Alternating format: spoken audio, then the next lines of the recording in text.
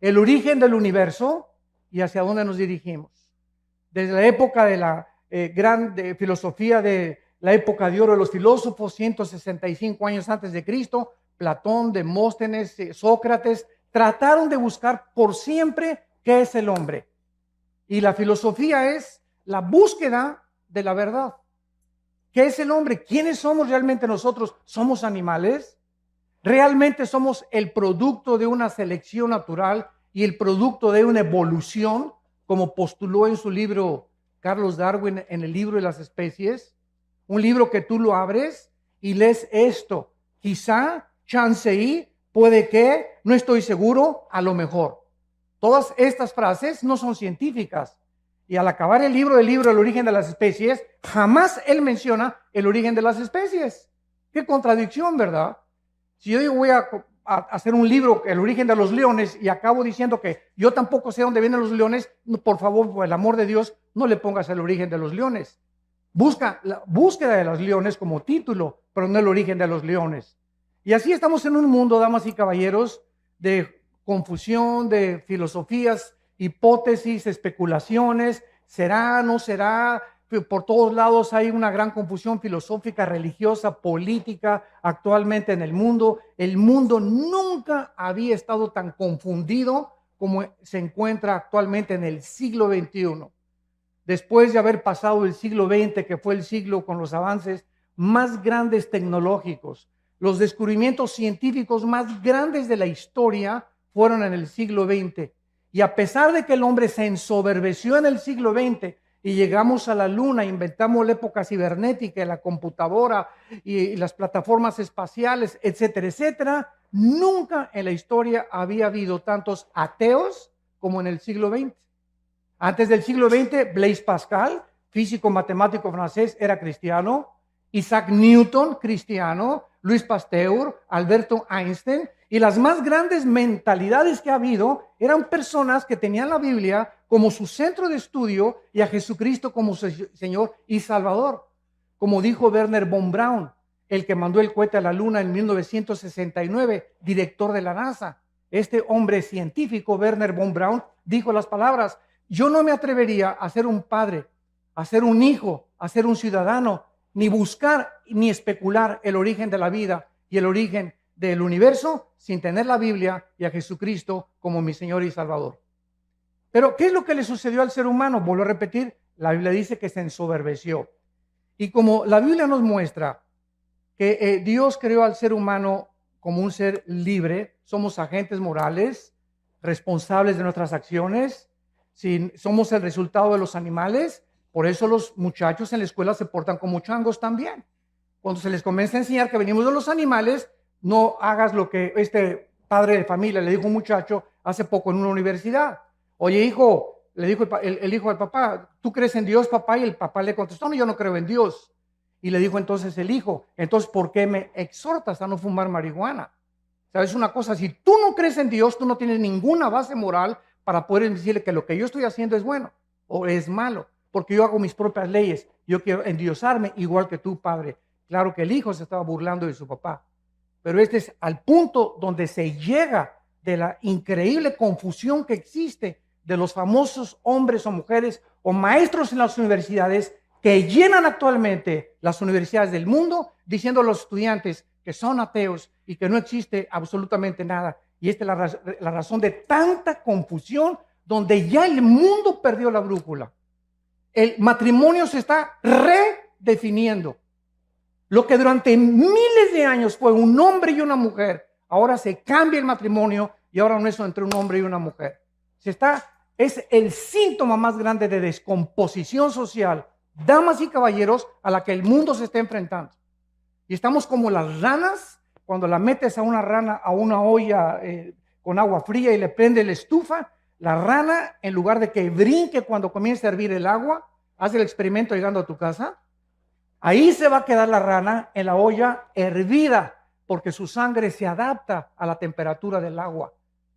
Así estamos pasando nosotros, estamos tomándolo todo como normal, nos estamos adaptando a la nueva moral y estamos aceptando que es normal y la Biblia dice que no es normal, como lo vamos a ver a continuación.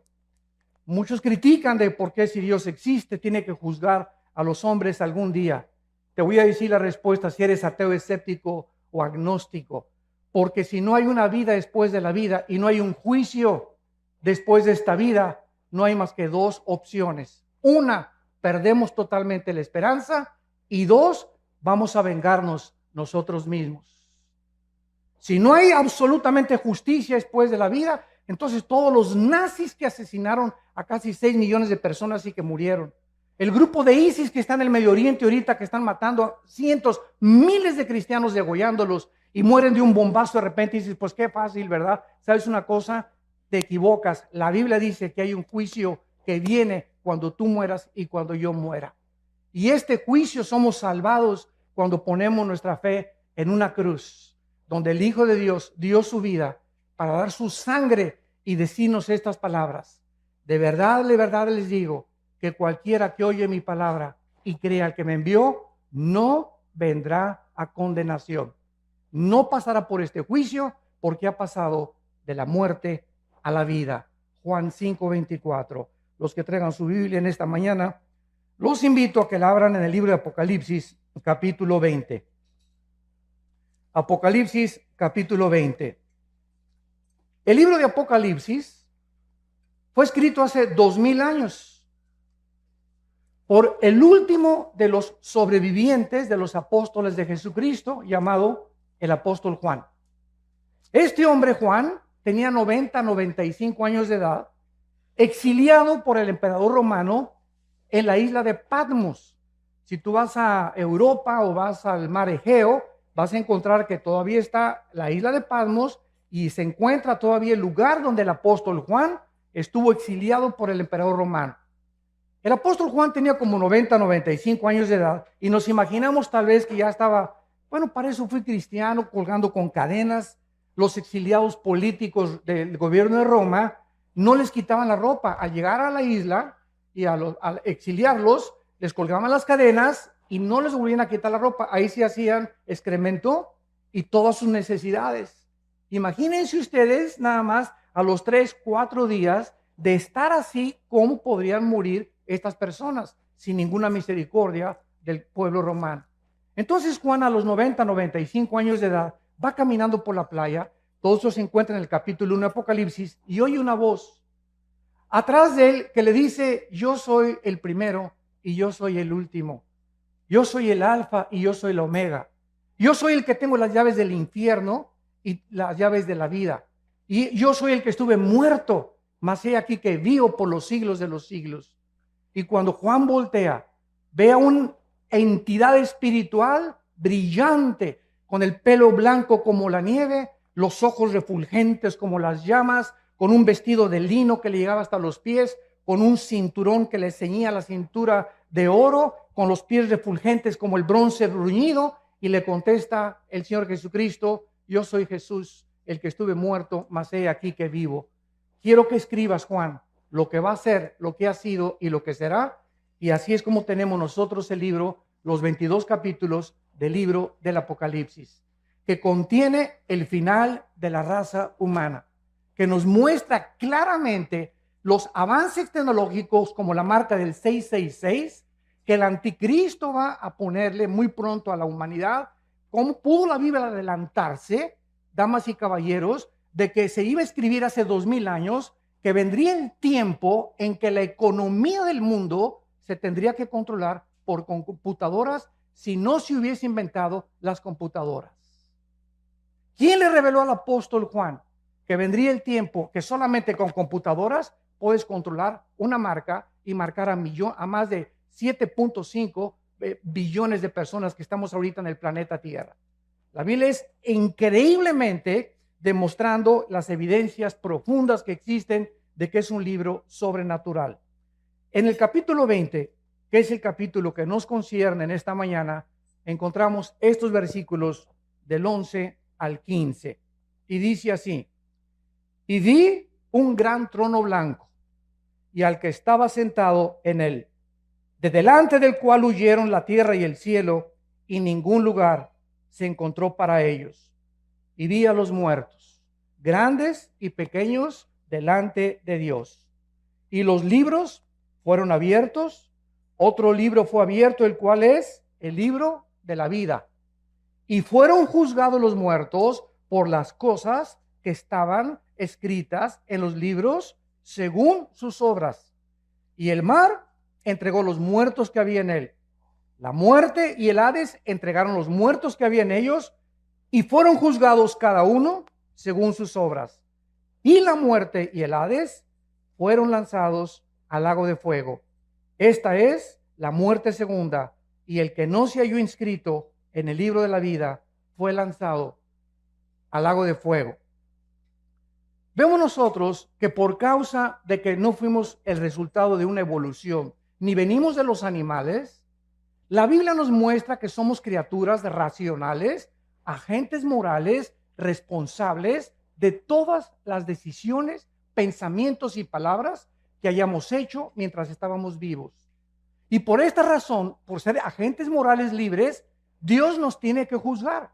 Porque si no hubiera un juicio y Dios no fuera el legislador de la moral, sería un monstruo de Dios. Muchas personas dicen, ¿cómo es posible que Dios haya creado el universo? Y si Dios es Dios, las clásicas preguntas de los ateos. ¿Por qué hay maldad? ¿Por qué si Dios tiene el poder de destruir al diablo, no lo destruye una vez? Y te contesto porque acabaría primero contigo. Entonces, ¿por qué estas preguntas? Simplemente porque no conocen las respuestas que están en la Biblia. Y quieren estas personas abarcar la mente de un ser completamente incomprensible, que sus pensamientos no son nuestros pensamientos, ni los caminos de Dios, ni la forma como Él actúa como tú y como yo, que tenemos cerebros de caracol, comparados con la grandiosidad, la majestuosidad y el poder infinito de Dios. Y nos ponemos con la soberbia de creer y pedirle cuentas a Dios. Y por esto y por aquello, y por esto y por aquello, que es la base del ateísmo y de la filosofía del ateísmo. ¿Por qué esto y el otro? Porque su mente no comprende estas cosas. En su bitácora concluyen, ¿verdad? Pues como yo no entiendo por qué está pasando, y si yo fuera Dios, hago a un lado a Dios y descarto a Dios de mi vida. Porque intelectualmente no puedo aceptar un Dios con estas condiciones. ¿Qué cosa más terrible? Y quiero decirles que antes de que yo fuera cristiano era ateo. Yo profesé el ateísmo durante 7 años. Y formé parte del Partido Comunista Mexicano. Y comprendí la teoría de Hegel, la dialéctica materialista.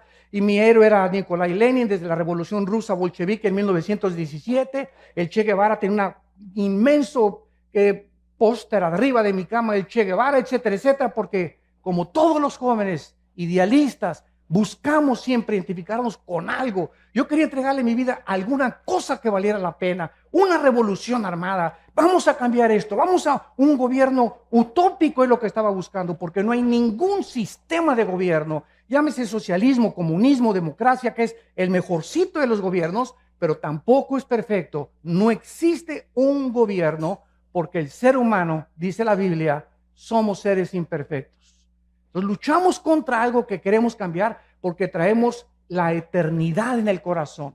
Buscamos la justicia todos, buscamos la verdad, buscamos algo con que identificarnos que valga la pena. Estamos hartos de tanta hipocresía, de tantas cosas en el mundo. ¿Por qué? Porque fuimos hechos a la imagen y semejanza de Dios.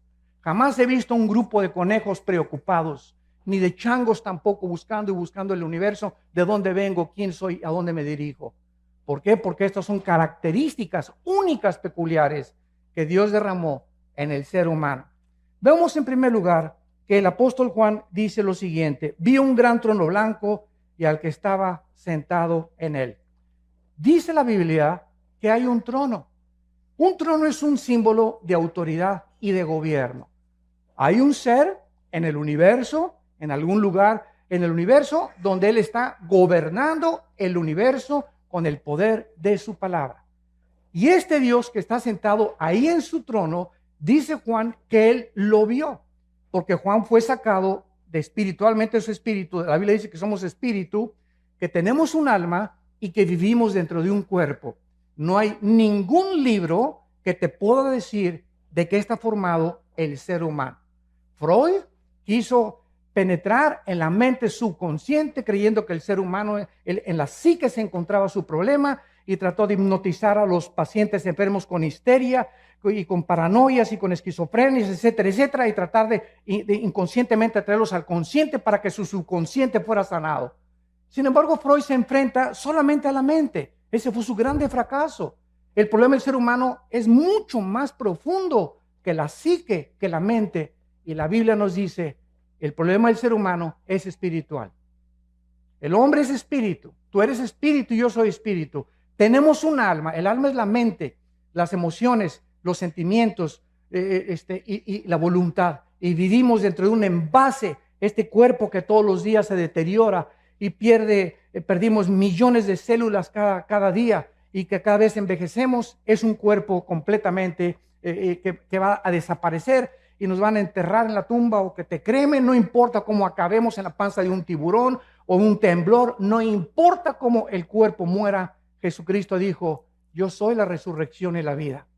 Y quiero decirte que no importa a la edad que mueras, ni cómo mueras, te voy a volver a levantar, como levanté a Lázaro cuando le dije, Lázaro, que tenía 3 días descompuesto su cuerpo, donde las neuronas del cerebro estaban completamente ya destrozadas, donde la sangre ya no estaba circulando, estaba ya casi coagulándose.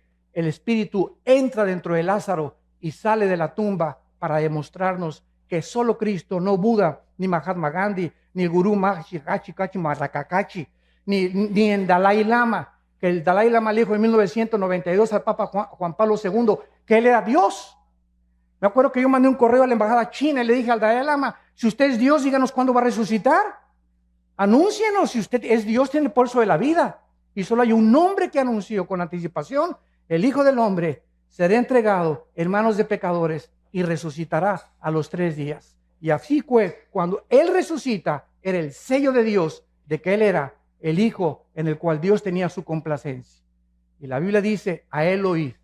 Y desde ese momento, cuando yo supe eso, me di cuenta que era la única persona que valía la pena oír y que dijo, yo soy el camino, la verdad y la vida.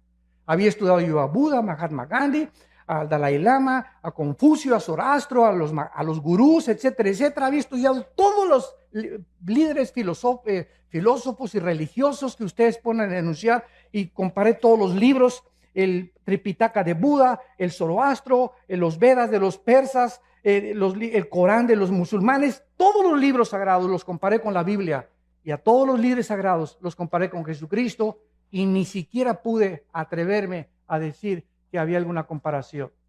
Ningún libro sagrado contiene la información de la Biblia, ninguno de los líderes que han existido en el mundo ni siquiera se puede atrever a compararse con la vida inmaculada, preciosa, maravillosa, celestial del Hijo de Dios, Jesucristo. Este juez, dice la Biblia en el libro de Hechos, capítulo 10, que será Jesucristo. La Biblia lo anunció con muchos años de anticipación con estas palabras. Como Dios ungió con el Espíritu Santo y con poder a Jesús de Nazaret, y como éste anduvo haciendo bienes y sanando a todos los oprimidos por el diablo, porque Dios estaba con él. Y nos mandó que predicáramos al pueblo y testificáramos que Él es el que Dios ha puesto por juez de vivos y de muertos. De este dan testimonio todos los profetas, que todos los que en él creen reciban perdón de pecados por su nombre. Este hombre que vio Juan en el trono era Jesucristo. Ese Cristo que murió entre 2 ladrones, crucificado, ensangrentados de los pies a la cabeza. Dice Isaías 52 que cualquiera que hubiera visto a Cristo era un guiñapo humano, era un monstruo en la cruz que ni siquiera su madre, la Virgen María, lo podría reconocer. ¿De qué forma los romanos, que eran expertos en la tortura y en la crucifixión, deformaban completamente? Eran pedazos de carne los que colgaban ya en la cruz, de todos los latigazos y toda la tortura que ejecutaban antes de llevarlos a lo máximo de crueldad que el ser humano puede imaginarse.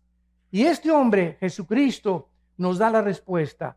¿Cómo es posible que el Hijo de Dios, el creador del universo, que nació de una Virgen María, que nació en un pesebre, que vivió durante toda su vida enseñándoles a 12 hombres, nosotros hayamos hecho esto con el máximo creador del universo, ¿por qué Cristo estaba como estaba en la cruz? Y la respuesta nos da la Biblia, porque eso es lo que el pecado nos hace y nos convierte. El pecado nos convierte en monstruos. Es el pecado la razón, no es Dios de tanta envidia, de tanta amargura, de tanto odio del ser humano, de tantos robos, de tanta violencia. Es el pecado. Tenemos una naturaleza contradictoria.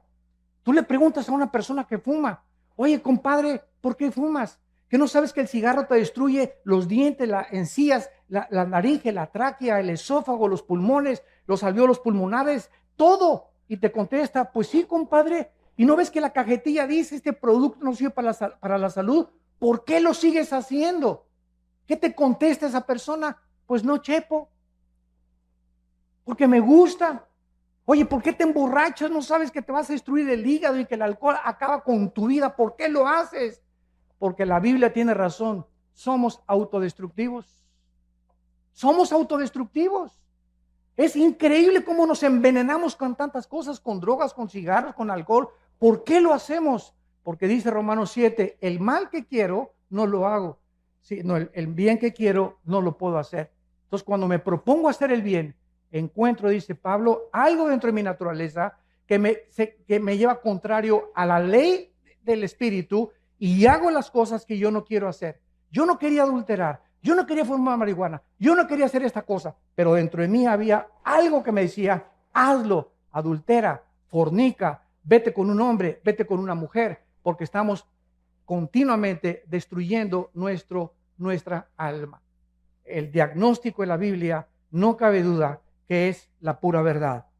A continuación, en nuestro pasaje en Apocalipsis, dice lo siguiente: vi un gran trono blanco y al que estaba sentado en él, que es Jesucristo, delante del cual huyeron la tierra y el cielo, y ningún lugar se encontró para ellos.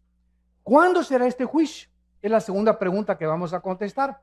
La primera es Jesucristo, Él va a ser el juez, el que murió en la cruz y resucitó de los muertos, del cual tú te burlaste, del cual tú te reíste, del cual tú creíste mejor a Carlos Darwin que a Jesucristo. Qué increíble, ¿verdad? Tú creíste más a Carlos Marx que a Jesucristo. Le creíste más al Maharaji Tachi Marakaji que a Jesucristo. Le creíste más a Mahatma Gandhi que a Jesucristo. Es increíble, a pesar de las evidencias increíbles que tiene la Biblia y Jesucristo. Pero esta es la condenación, que la luz vino al mundo y los hombres no aman la luz ni la verdad.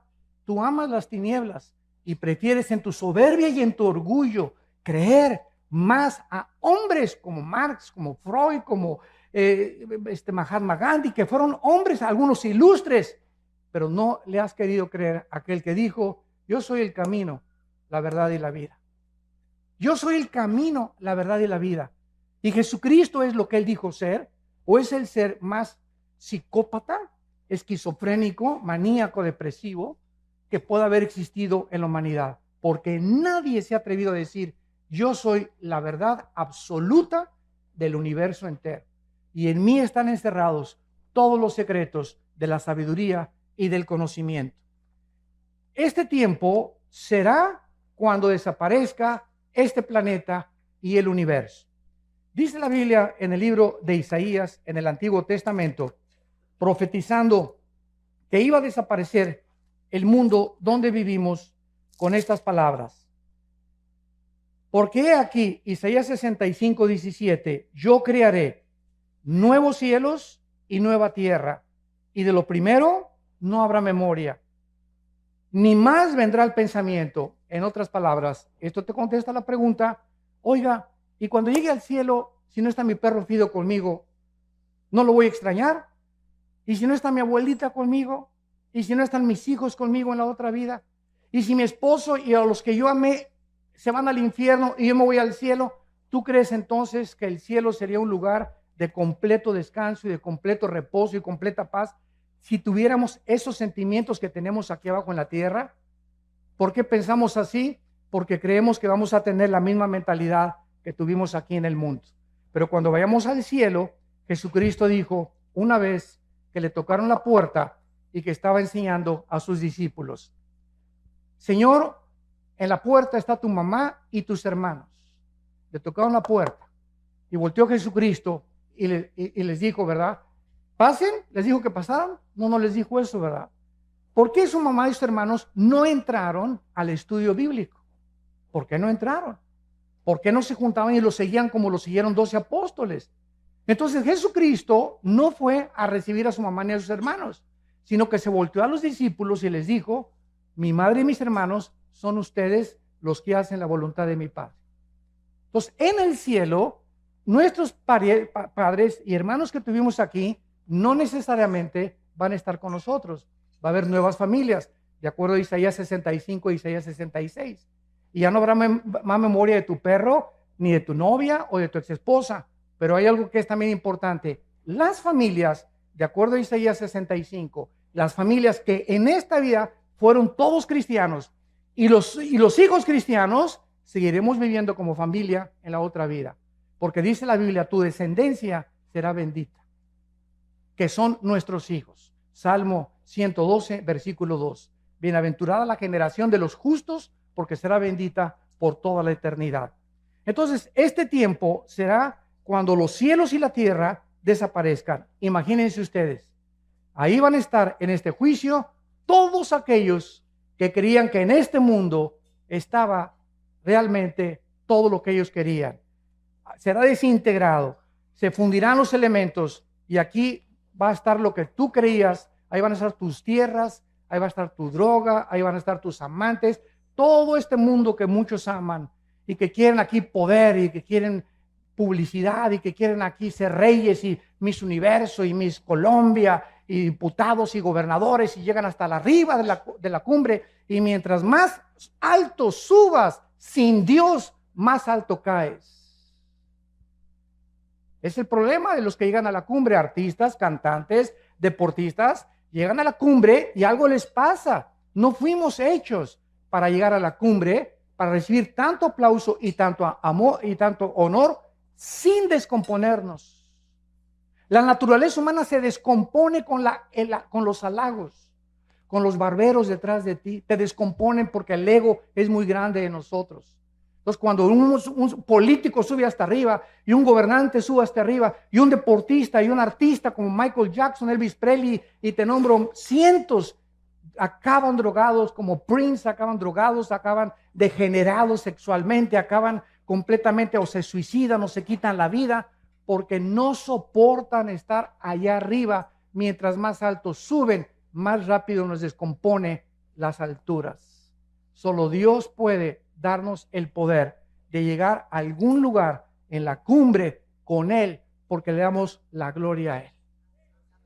Y cuando no es así, vemos cómo se descompone el ser humano. Vemos a continuación que la Biblia nos muestra que ningún lugar se encontró para los incrédulos. Estas personas van a ver en este juicio donde vivieron. Van a ver así el mundo que va a desaparecer, donde tenían su esperanza, el mundo donde se divirtieron y se burlaron de Dios, el mundo que creyeron que significaba todo para ellos. De repente, así como una burbuja de jabón, será completamente deshecho. Dice Marcos 8:34 que Jesucristo le dijo a la gente: todo el que quiera salvar su vida la va a perder, y el que pierda su vida por causa de mí y del evangelio la salvará. Porque ¿qué aprovechará el hombre si ganara el mundo y perdiere su alma? ¿De qué te sirve haber llegado a Miss Guerrero, gobernador de Guerrero, senador, diputado, presidente de la República? Dime lo que tú quieras. O haber tenido los millones que tú quieres, que crees que en el dinero se encuentra la felicidad. ¿De qué te sirve la intelectualidad o el conocimiento al que has llegado, sabiendo que mientras más sabes, menos sabes y más nos falta por conocer?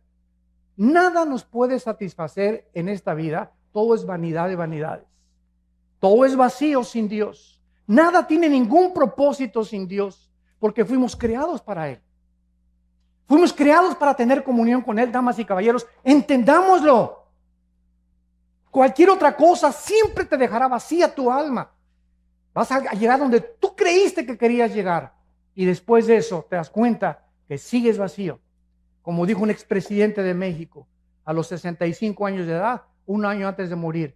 Como lo acaba de decir uno de los millonarios más grandes de México, que murió su esposa. Soy el hombre más vacío, más triste y no necesito nada de lo que tengo porque siento que algo me dice en mi vida que necesito a Dios. Y unos llegan a los 70 años a Dios, otros a los 80, gracias a Dios, pero ¿por qué tienes que llegar a esa edad sin darte cuenta que fuimos creados para encontrar a Dios? Para que Él nos ayude a ser hombres, mujeres, para que nos ayude en nuestro matrimonio, para que sepamos cómo educar a nuestros hijos, cómo administrar nuestros negocios, cómo vivir en la vida, a qué darle prioridad en la vida, si es a mi esposa o a mis hijos o a mi trabajo. Y cuando buscamos a Dios, primero y sobre todas las cosas, todas las demás cosas nos son añadidas. Vemos en segundo lugar, que dice Apocalipsis 20, versículo 12, y vi a los muertos, grandes y pequeños, delante, de pie ante Dios. Aquí no está hablando de los altos y los chaparritos. Cuando dice los grandes y los pequeños, está hablando que en este juicio estarán los grandes, o sea, los gobernantes, todos los presidentes que han existido en la historia, todos los dictadores que han existido en la historia, Hussein, Benito Mussolini, José Stalin, Hitler, etcétera, etcétera. Todos estos grandes hombres gobernantes, reyes, magnates, millonarios, que abusaron de su autoridad, que abusaron del pueblo, que explotaron a las naciones y a los pueblos, que fueron déspotas y tiranos, serán juzgados, dice la Biblia. Así que no tenemos por qué perder la esperanza ni por qué tomar venganza. Dios ha establecido un día en el que ha de juzgar a los vivos y a los muertos. Pero también dice a los pequeños. ¿Quiénes son estos? Los esclavos, sirvientes, trabajadores, campesinos e indígenas también. Los más exaltados y también los que están hasta abajo. Nadie se le va a escapar al juicio de Dios. Ahora, ¿sobre qué base va a juzgar Dios tu vida y mi vida?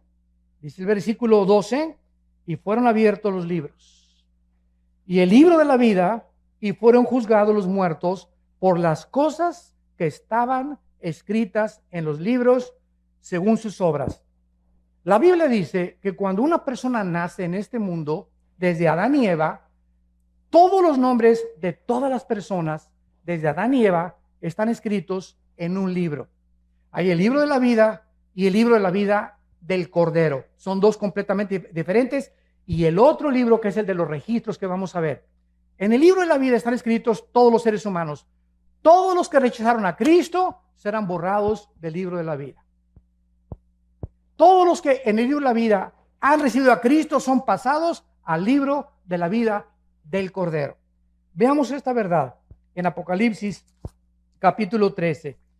Y dice así, en Apocalipsis capítulo 13, hablando acerca del anticristo y de todas las personas que él va a perseguir, dice el versículo 8, y lo adoraron, o sea, el anticristo, todos los moradores de la tierra, cuyos nombres no estaban escritos en el libro de la vida del Cordero, que fue inmolado desde el principio del mundo. Estuvieron escritos en el libro de la vida de Dios, del Padre, pero no en el libro de la vida del Cordero.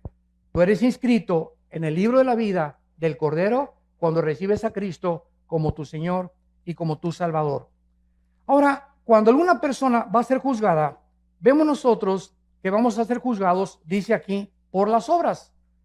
Y estos libros, si lo notas bien, dice así: si alguno tiene oído, oiga, porque estas personas serán juzgadas por las cosas escritas según sus obras. En otras palabras, no todos los seres humanos tendrán el mismo castigo. Esto lo podemos ver en un ejemplo que Cristo hizo en Mateo capítulo 11, hablando de dos ciudades.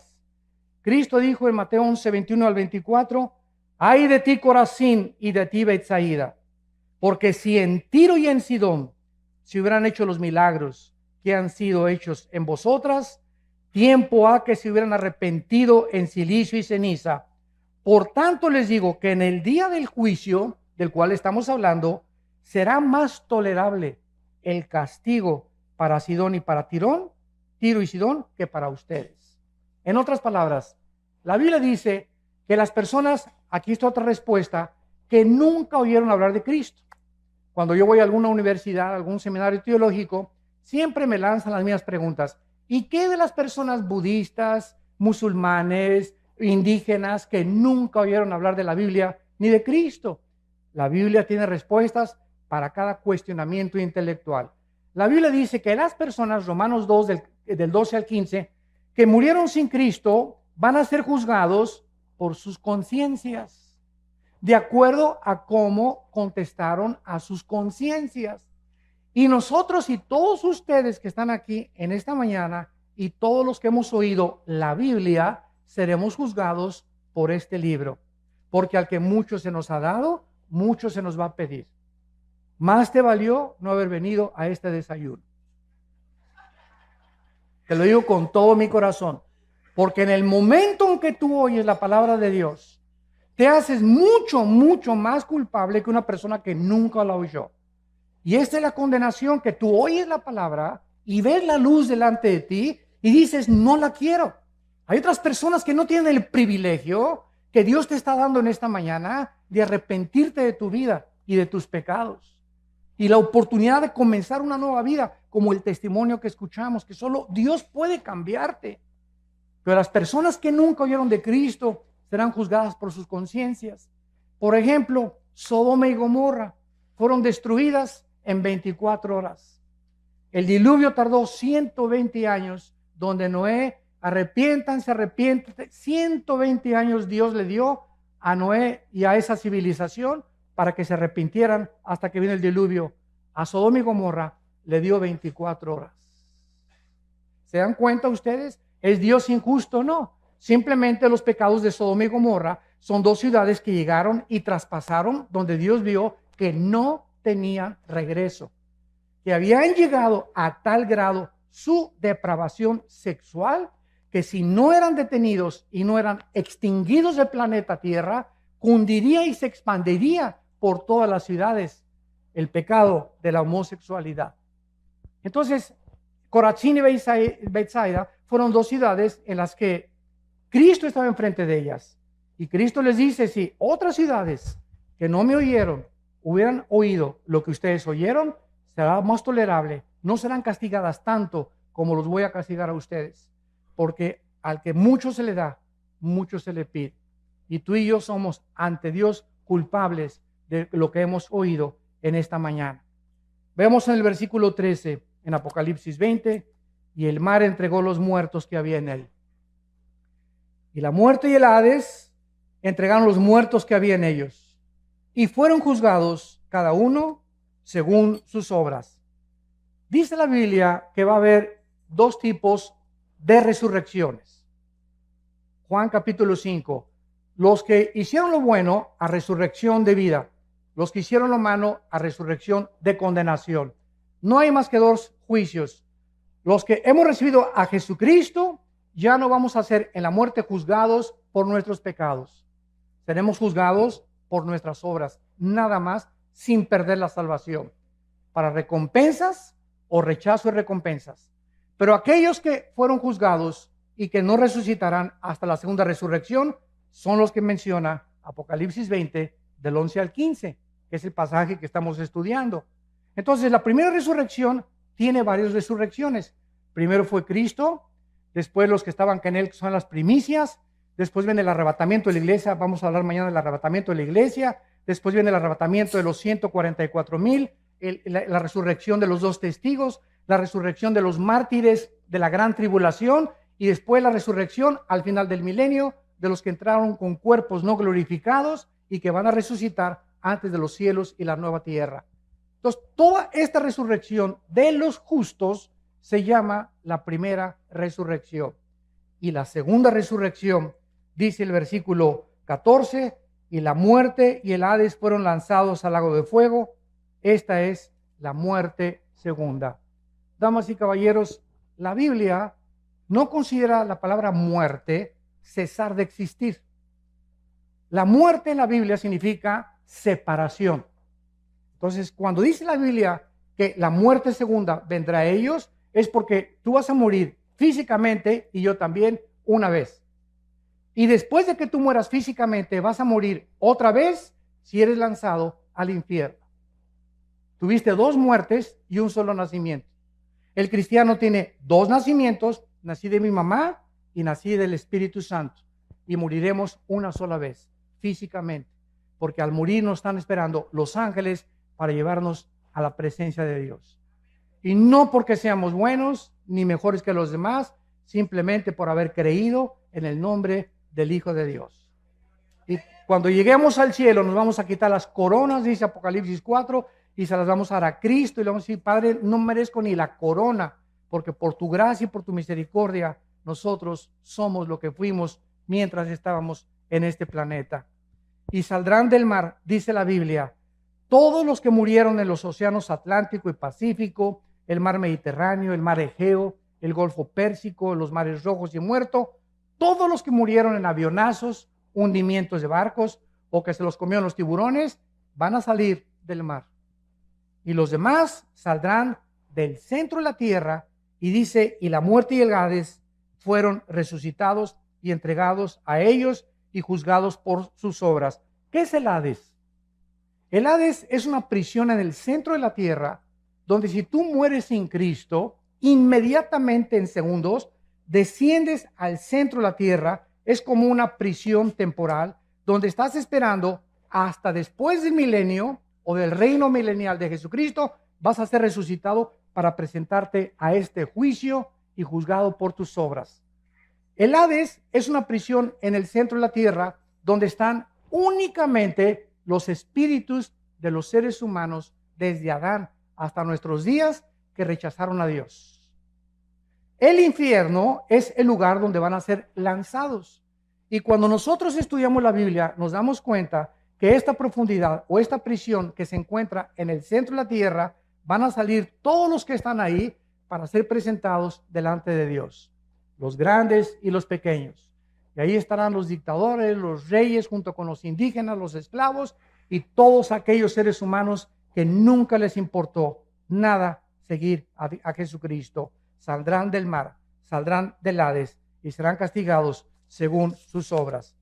Y finalmente, dice la Biblia que todas aquellas personas que van a resucitar para presentarse delante de Dios, notas lo que dijo, y los vi parados delante de Dios.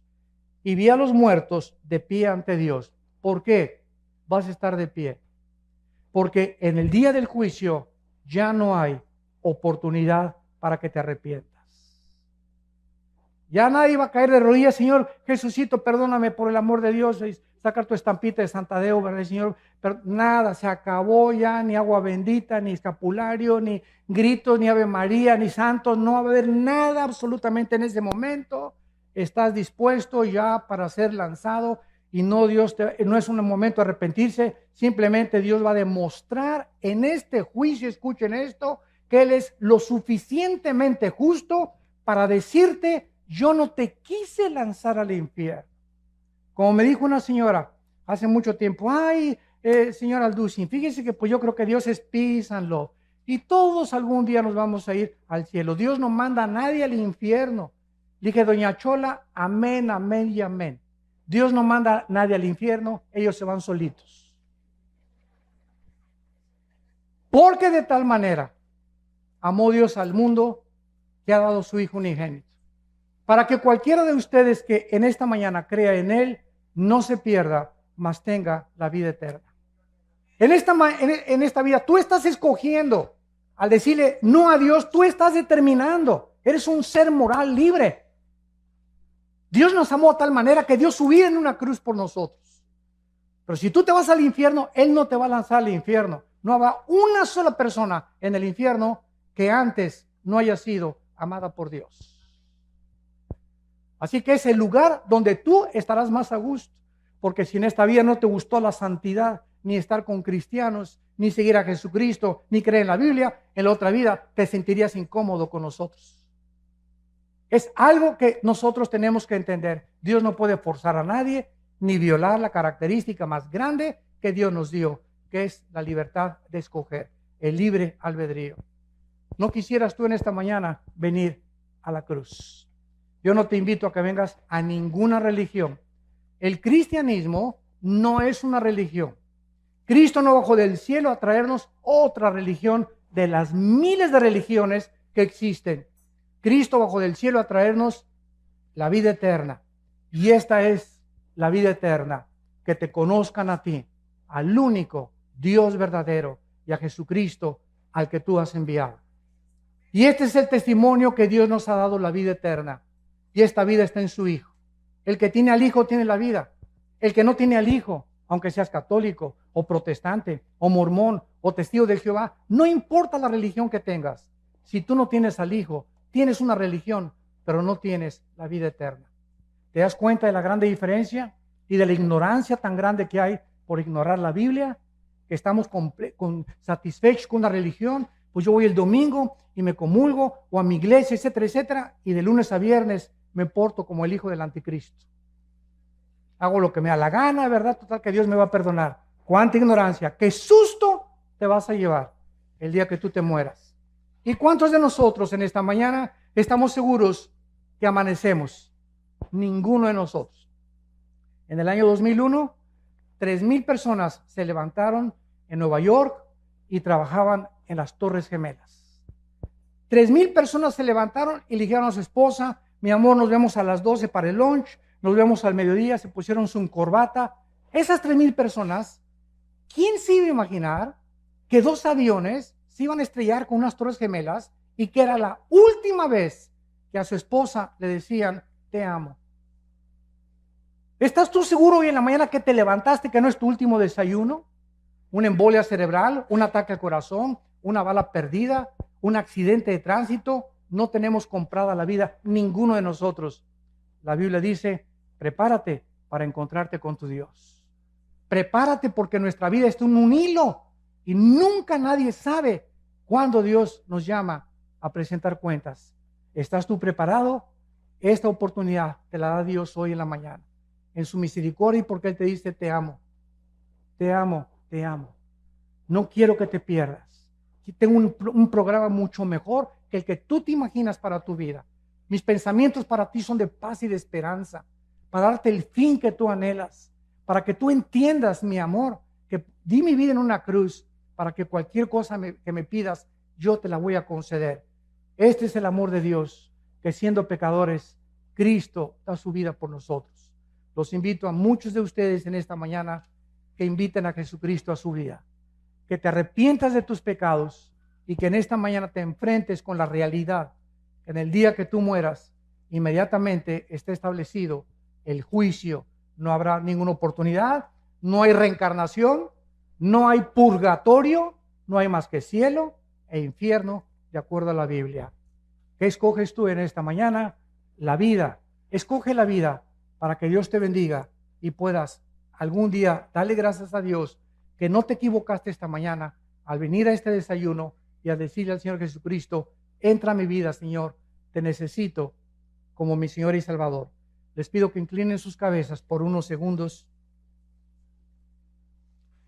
Y así, con tu rostro inclinado, en esta mañana, en la que no es coincidencia que hayas venido, sino que Dios, en su infinito amor y misericordia, te ha traído por invitación de amistades, o a lo mejor viniste por curiosidad. Esto se llama la providencia divina. Que Dios te ama y te está llamando.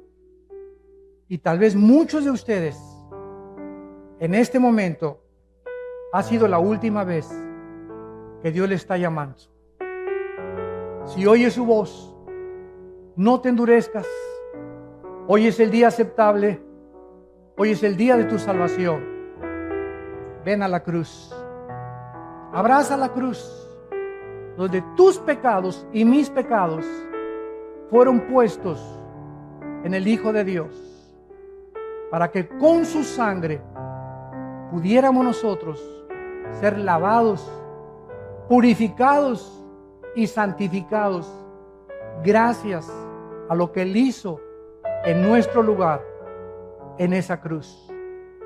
¿Qué tengo que hacer?, me preguntarás, para que en este momento yo puedo arreglar mi condición delante de Dios. Tú me puedes decir, es que yo soy un asaltante, yo soy secuestrador, he tenido 5 abortos, soy una prostituta, soy un homosexual,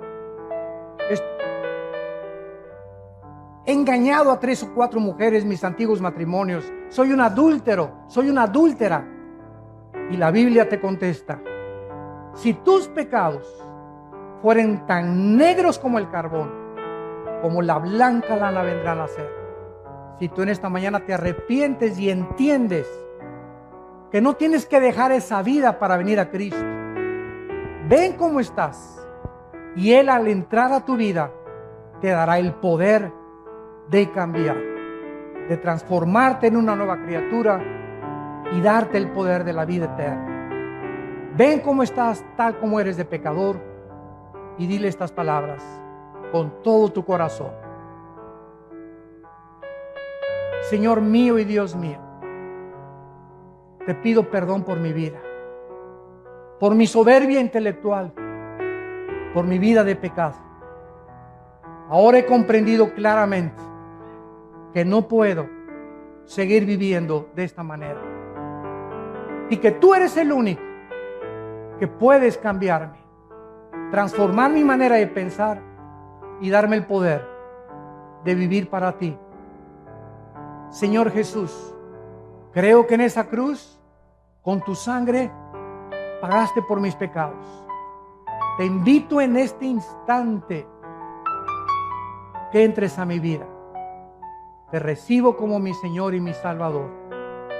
Gracias por darme al Espíritu Santo como el poder para cambiar mi vida, vivir para ti, conocerte y adorarte en espíritu y en verdad. En el nombre de Jesús. Amén. Amén y amén. Gracias a Dios por este libro. Damas y caballeros, en medio del mundo que vivimos,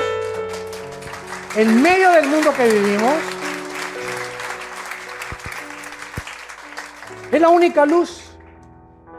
Tantas filosofías y tantos rollos y tantas cosas, es la única luz que hay en la Biblia. El libro más antiguo que Dios nos dejó, el manual de la vida. Y aquí lo tenemos.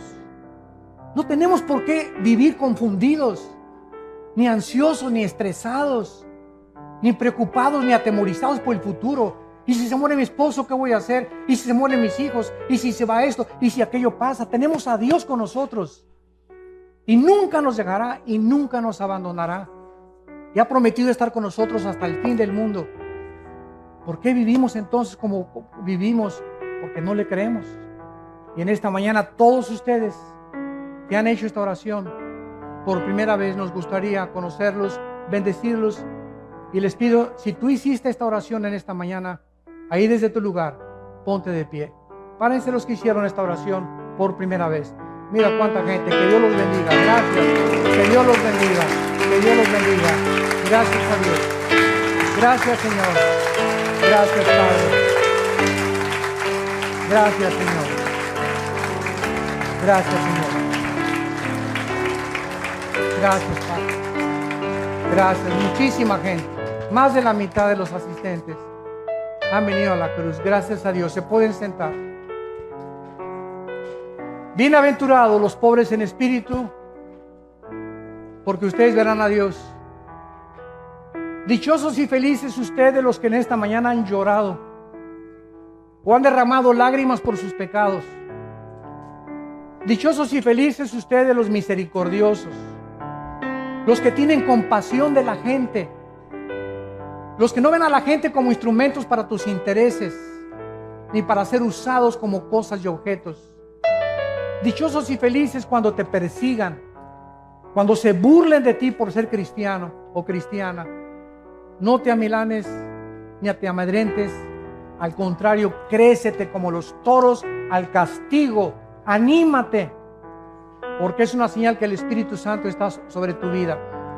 Y dichosos y felices todos ustedes, los que en esta mañana han venido a la cruz, han aceptado a Jesucristo como su Salvador, porque saldrán por esa puerta y nunca podrás darte cuenta el cambio tan grande que desde este mismo día vas a comenzar a experimentar. Habrá una paz que no conocías en tu vida que va a comenzar a llenar tu corazón y te va a decir, todo está tranquilo. Tengo el mundo bajo mi control. Búscame con todo tu corazón y tendrás esa paz que sobrepasa todo el entendimiento. Que Dios los bendiga y que tengan mucha paz.